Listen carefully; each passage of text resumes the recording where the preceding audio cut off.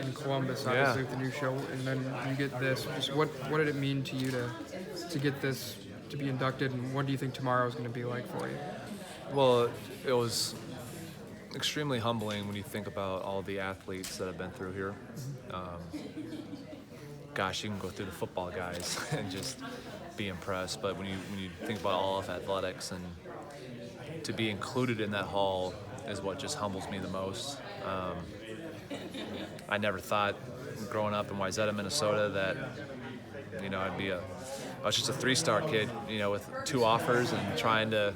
I remember stepping on campus, and I knew about AJ and Bobby and Anthony and those guys. I had no idea about their backups. So you see their backups and you're like, well, I'll never see the field. And so just to look back at that moment, and then today it's like, how the heck did this happen? Who'd you get the call from that they told you were going to be inducted? Gosh, what's his name? He's here. I think it's Ron Masajowski. Does that sound right? I think so. I'm terrible with Ron names. Masajowski called you? The former quarterback? Yeah. Okay. He called me, and it's funny because I don't answer random numbers. I've been burned too many times by it. So I get a phone call from this phone number, and I'm like, who's this? And then one of my best friends from high school, Dominique Barber, texts me, and he's like, hey man, Mr. Masajowski's trying to get a hold of you.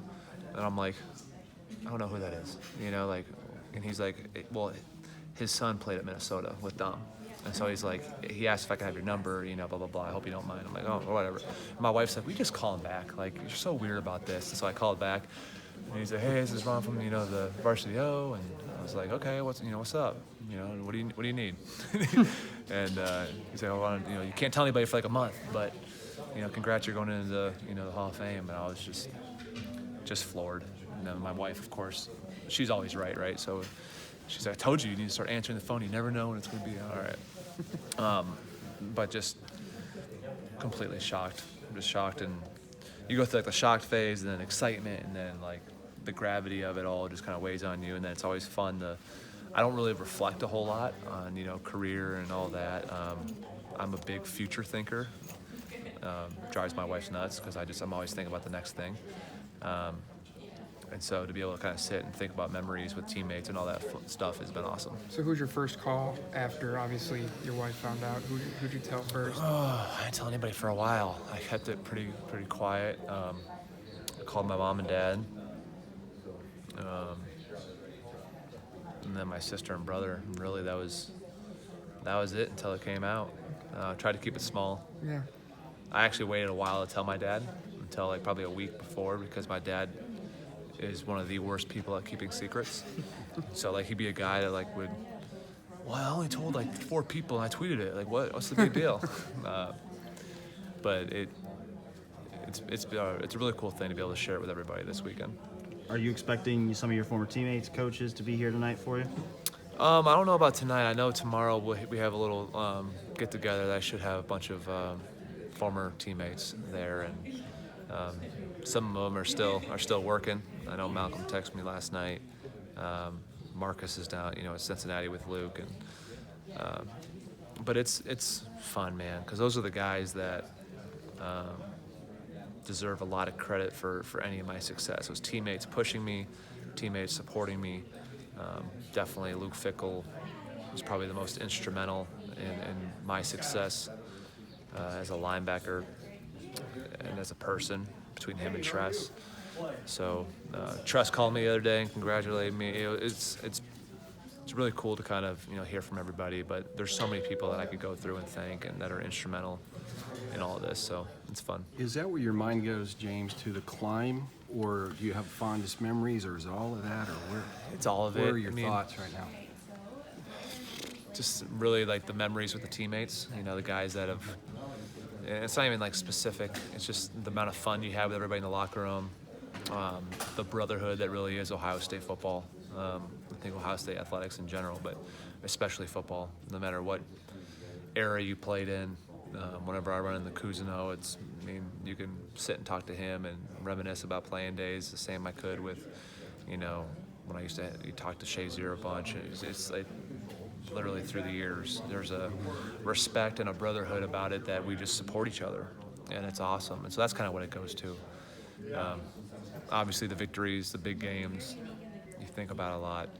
Winning in Austin, Texas, and my first action against Miami, Ohio, mop-up duty, and then how we got from that in week 1 to playing against Michigan because Bob got hurt and starting against Notre Dame. It's crazy when you just kind of go through the games and reminisce on it all.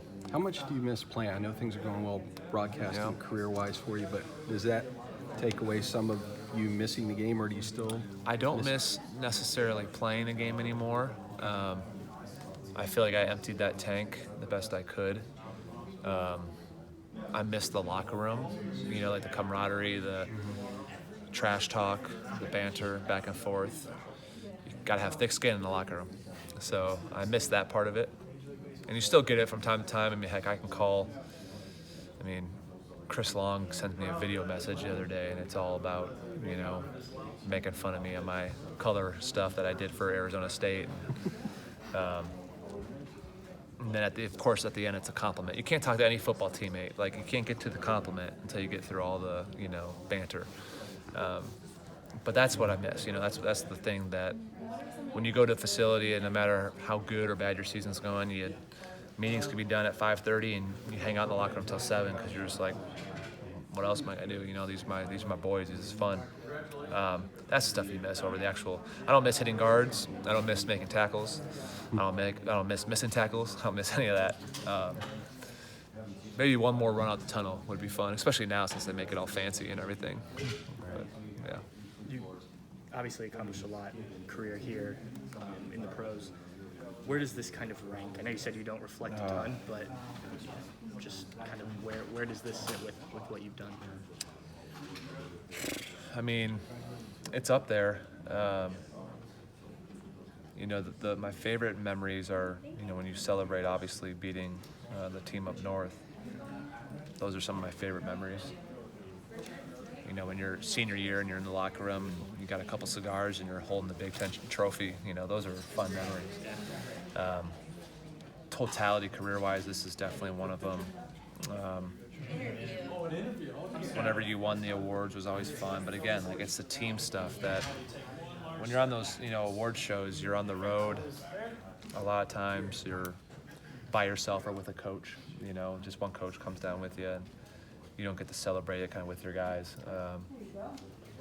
So those team memories stick out. But to be honest, I'm a perfectionist, so I always think about what we could have done better. And so the things that sting the most are, obviously 06 and 07, not being able to represent the Big Ten well, and obviously represent our university well on the national stage in those BCS championship games. That's what stings. What would your message be to the current players who maybe would like to be in your shoes, be here one day? Just soak it up, and just never stop learning. Keep grinding. Luke Fickell was so good at making sure you were prepared on every single detail of the game that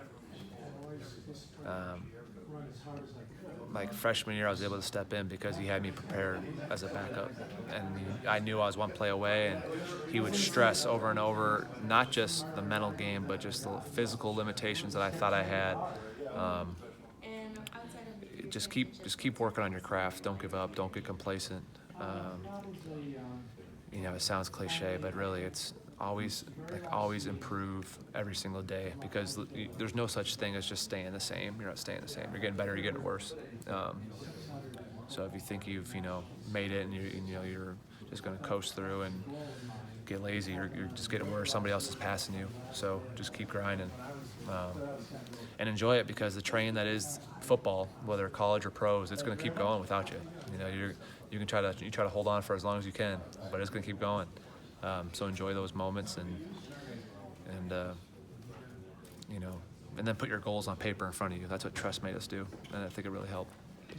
You're around the college football game a lot as of lately, but Yeah. Do you have to get into different, headspace or mindset when you go into a ceremony like this in terms of being honored back as a player? Yeah, what's uncomfortable for me is that you're up there alone, So, you wish you could bring your whole roster up with you, because a lot of what drove me as a player was the fear of failing the other guys, is the fear of not only like failing them, but I always wanted to be a leader. I always wanted to be a guy to kind of like show the way and do all that. And so I felt, well, gosh, if you make a mistake on film, that's just going to knock your credibility. And that fear drove me to prepare, drove me to practice harder, drove me to try to win every sprint, try to be mentally tougher than everybody. I mean, from day one stepping on, campus, whether it was Austin Spittler in my own class, just fear of not getting a starting gig over him when our time would come. To recruiting Ross Holman after, being like, oh gosh, everyone here in Ohio is going to love the kid from Coldwater. So you got to, try to outwork him to keep your gig. Just the fear of failing, pushed you. So it's hard for me to stand up there by myself and just because there's so many people that are involved with this, from family to coaches to teammates. You had your first couple games as a broadcaster last week. Yeah. How do you think it went? It went well. What's fun about that is you get to obviously talk about the game you love, and then you get to see kind of campuses and coaching staffs that you haven't. When you play somewhere, I played at Minnesota twice. I grew up there, so that's probably a bad example. But even when you play at other cities, like I have no idea what Northwestern's campus is like. You show up and you got a police escort to the hotel. You go to meetings, you eat, and then you go to bed. Wake up, bus, there, and it's like you have no idea what these other Big Ten cities look like, let alone some of the Pac-12 games I'll get to do in Big 12. So it's fun to travel around, see them, and then meet coaches and talk ball, and just try to communicate your knowledge of the game in a short snippet of time that you get in between plays, especially covering those Pac-12 teams because they go quick. They go quick, but it's good. It's good. How much, if any, do you reflect on that 05 Michigan game, kind of your first real action, and then all the way to now where you're in the Hall of Fame? How much do you look at that game maybe specifically just because of what it maybe meant or did for your college career? Yeah, what's funny is that, the further you get away from playing, I think like the people's memory of the game actually inflates what you actually did in it. I literally made like 1.5 tackles. And Buckeye fans have this memory of like, oh, you went in there and killed it. I'm like, well, no, AJ had a heck of a game. AJ had about like 15 tackles or something and a couple TFLs, and I had 1.5. I think about it because there are so many things that happen in my career in both levels where it was just kind of a surprise. First kickoff of the year, Marcus Freeman was supposed to be the backup Sam. I was third string. Marcus tears his meniscus. Not a big deal. You can come back a couple weeks from meniscus, but he gets staph infection in his knee, so now he's redshirting, and now I'm backup. And you're like, oh, how's that happen? I have no idea. And then I'm just, now I'm not scout team. Now I'm, actually getting a couple reps of practice. Your responsibility goes up, and then the first play of the game, you're in there, and it's just, again, thankful for Fick to have me prepared because I think once he realized that he was going to have a true frosh backing up Bobby, and I was one play away, he really started to harp on me a lot and made sure that I was prepared. And I was scared to death to answer any question wrong, any test. If I got anything, I was going to get every answer right on that because I was afraid of the wrath of Luke Fickell. What do you think tomorrow is going to be like being back at the shoe and those fans and everything? No, it'll be great. It'll be great. Hopefully, I'm just hoping for a great game from the guys. Hope they can build on last week and then enjoying it with the fam. Anytime I get to go to a game with my wife, and we'll have our oldest daughter there. Hopefully she behaves better this year. Last year we brought her against Illinois when they recognized Katz and I, and she was, take your eye off her for 1 second. She's in the middle of Illinois' punt return on the field. So we're not doing the field thing this time because I don't trust her.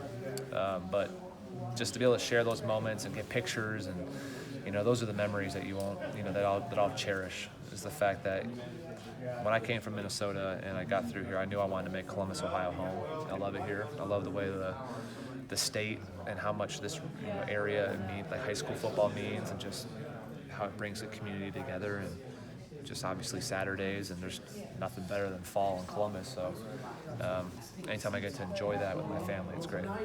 What did you think of what you saw from the team in the season opener, and Oh, what's kind of your gosh. expectations going forward? Well, obviously, I mean, when you play, you think of all the negatives first, right? I can name every missed tackle I made over most tackles, but obviously you have to limit the explosive plays defensively. I mean, everyone can see that.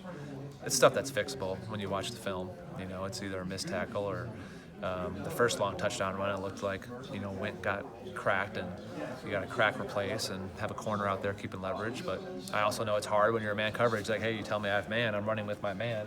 How am I supposed to know he's not running a drag and he's blocking? Those are things that can get fixed. You just want to see growth this week in that area. And then obviously Haskins' arm it's beautiful. I mean, the way he can throw the football it's just a smooth, effortless motion, and it's fun to watch. And I thought Mike ran really hard, motivated. He ran like a guy who's had to listen to everyone talk about JK for a whole year, and just kind of realized, like, hey, don't forget about me. I have some pretty good production the year before, which is good. It's always healthy competition. Like I've mentioned a little bit to you guys, when you got better as a player, and it's beautiful about going to Ohio State, and even more so now because they have way more talent than we had in our rosters. But you always, the competition of guys who are recruited behind you will always fuel you to be better, because if I slip, I didn't trust my ability enough to just think I can go through practice and just cakewalk, because I know that we had Larry Grant there sitting, we had Ross Holman sitting, Brian Roll. You're like, if I stink for a couple practices in a row and these guys look good, I mean, you never know. Coaches are crazy. So